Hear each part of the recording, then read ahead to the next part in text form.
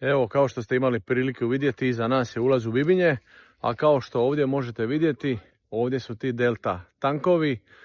Ono što je u planu Čermaku, Gotovinu, Kotromanoviću i toj ekipi je znači izgradnja još 9 novih ogromnih dizelskih tankova visine preko 20 metara. To će biti jedna predivna uvertira u turističku sezonu, svaku onu sezonu koja dolazi, kada netko u Bibinjama ispred kuće bude vidio 3 ili 4 tankera 150 do 180 metara. Dakle, u svemu ovome sudjelovali su naravno Vlada Republike Hrvatske, općina Bibinje, načelnik Šime Sekula uhvaćen je u laži. Rekao je da je pozvao Ministarstvo zaštite okoliša na onu tribinu. Mi smo dokazali da nije.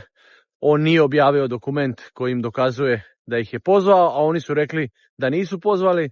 Dakle, činjenica je da ovdje nitko ne radi za interese mještana Bibinja, za mještane Zadra i okolnih mjesta, nego da se radi sve da ovi ogromni terminali koje ovdje imate priliku vidjeti iza mene, da ih se još 9 ovakvih posadi i da postanu spremnici dizelskog goriva i onda dolazi do potencijalne, naravno,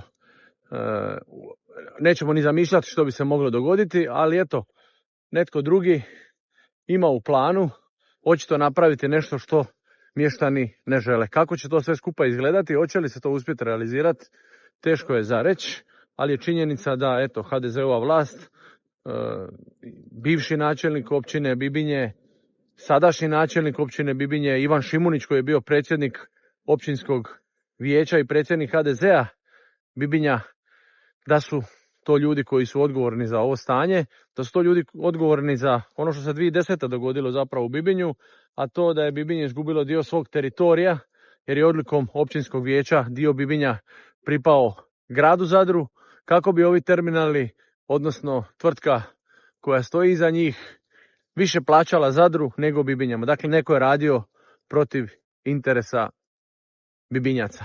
Svi znamo ko.